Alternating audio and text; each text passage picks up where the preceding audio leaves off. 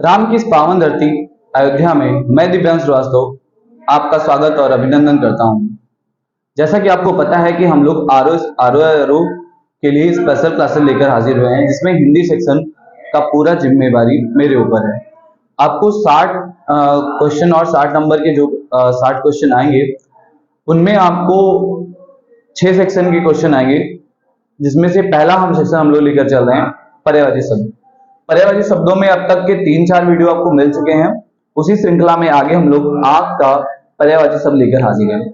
अगर आंख शब्द की हम बात करते हैं तो आंख कौन सी संज्ञा है, संज्ञा की किस कैटेगरी में, किस भेद में रखा जाए, तो आपको बता दें आंख को जो है हम लोग जातिवाचक संज्ञा में रखेंगे। जातिवाचक संज्ञा, जातिवाचक संज्ञा शब्द है आंख। इसके अलावा शब्द की अगर बात करते हैं, ये ऋण शब्द है, यौगिक है या योग ऋण है, तो ये ऋण शब्द है आंख, क्योंकि आंख का कोई सार्थक खंड नहीं होता, तो ये ऋण शब्दों में रखा जाएगा। लिंग की बात करते हैं तो आंख की अगर लिंग की बात करें, आंख स्त्रीलिंग शब्द है या आंख पुल्लिंग शब्द है, क्या लगता है आपको? बिल्कुल, आंख एक स्त्रीलिंग शब्द है, स्त्रीलिंग शब्द है। वो देखो, कोई बच्चा कह रहा है कि आंख तो मारी जाती है सर। हाँ बिल्कुल, आंख मारी जाती है, इसलिए आंख एक स्त्रीलिंग शब्द है।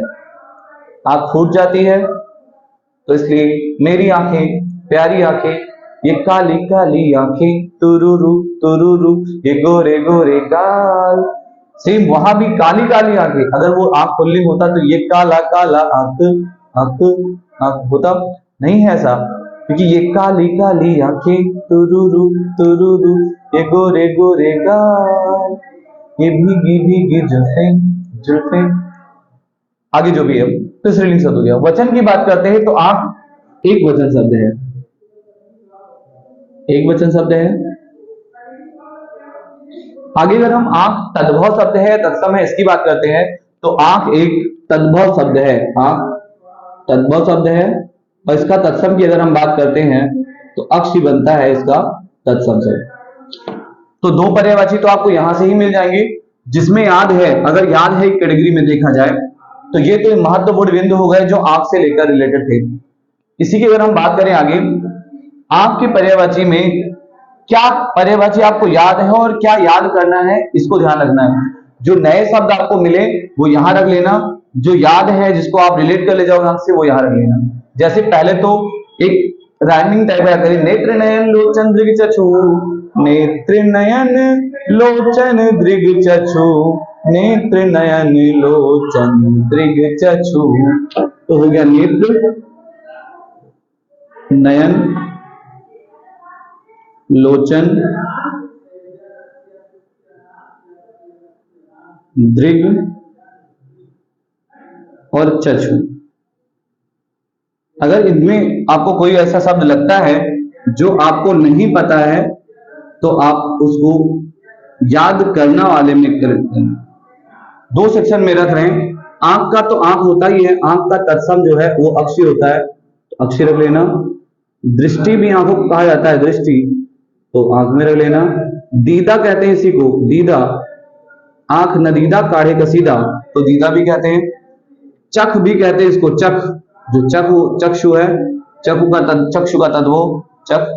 नैन का नैन भी हो जाता है, तेरे नैना बड़े कातिल मार ही डालेंगे, ये हो गया।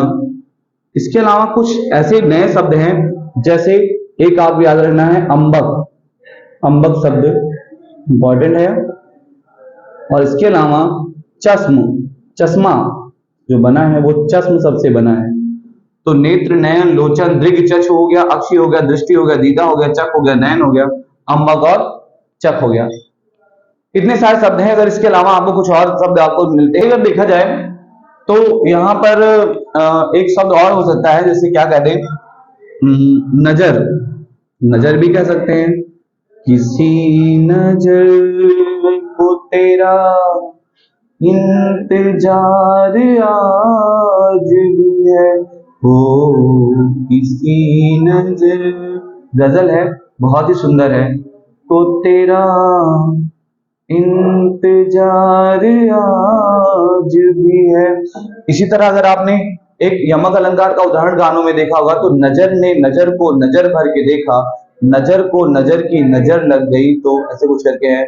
नजर ने नजर को नजर भर के देखा, नजर की नजर से नजर लग जाए ना, ऐसे कुछ करके है। तो वहां नजर नजर की कई अर्थ है। तो नजर का एक अर्थ आंख भी होता है। तो आपको ये आंख के अनेक आधे शब्द है, कैसे लगे आप जरूर बताइएगा। इसी के साथ इसके दूसरे पार्ट 10, यहाँ से हम आंख से छलका आंसू, तो आंसू की बात करेंगे और आंसू का पर्यायवाची अगले वीडियो में आएगा। Thank you class.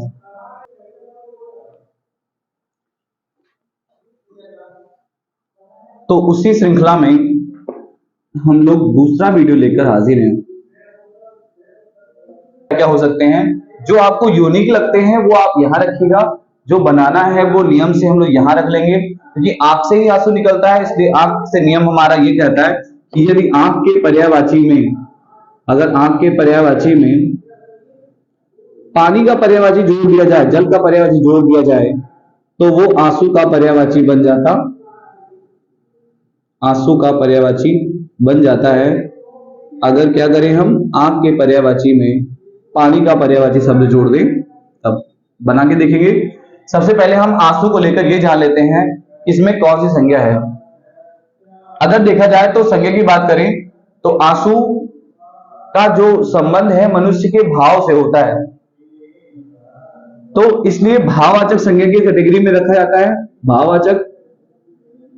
और अगर भाववाचक आपके विकल्प में नहीं रहता तो इसको जातिवाचक संज्ञा की कैटेगरी में भी रख सकते हैं, जातिवाचक। शब्द आंसू कैसा शब्द है? ऋण शब्द है, यौगिक शब्द है, ये ऋण शब्द होता है। पहले ये जान लीजिए, ऋण शब्द वो होता है जिसको सार्थक खंड ने तोड़ा नहीं जा सकता, मतलब इसको तोड़े और कोई सार्थक खंड ना हो वो ऋण शब्द है।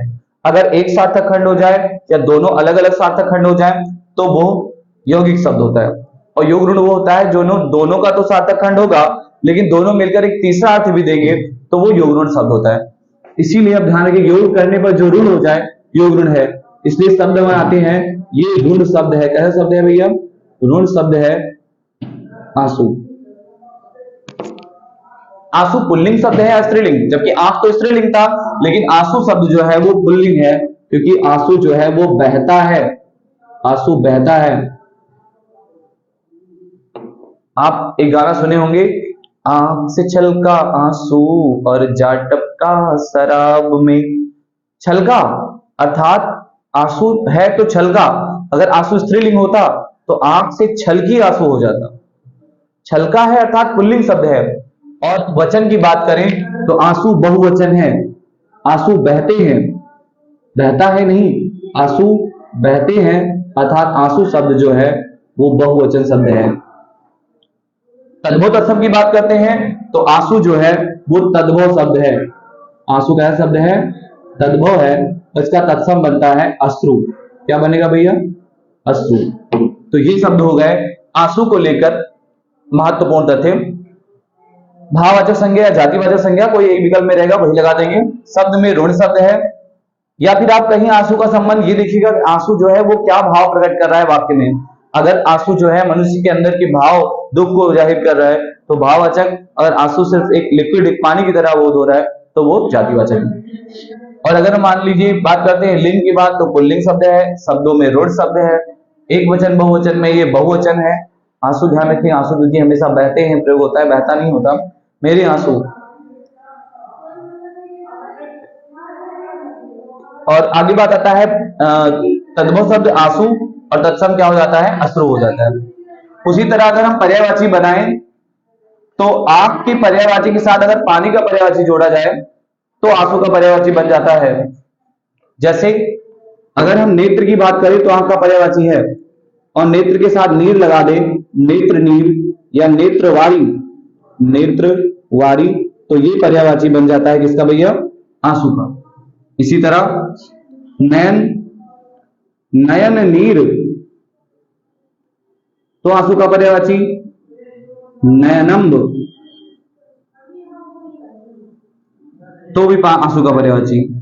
इसी तरह लोचन, लोचनवारी, ये भी लोचन नीर, तो भी आंसू का पर्यायवाची। चक्षु, अगर हम लोग बात करें चक्षु आंख का पर्यायवाची होता है, नीर जोड़ दे, चक्षु नीर, चक्षु वारी,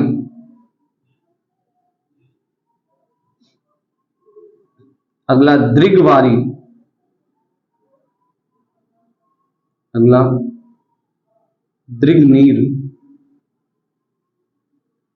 इस तरह के नेत्र, नयन, लोचन, दृग, चक्षु, ये तो सब आंख के पर्यायवाची, उन्हीं में पानी का पर्यायवाची जोड़ते गए, आंसू का पर्यायवाची बनाते गए, आप भी बनाते जाइएगा।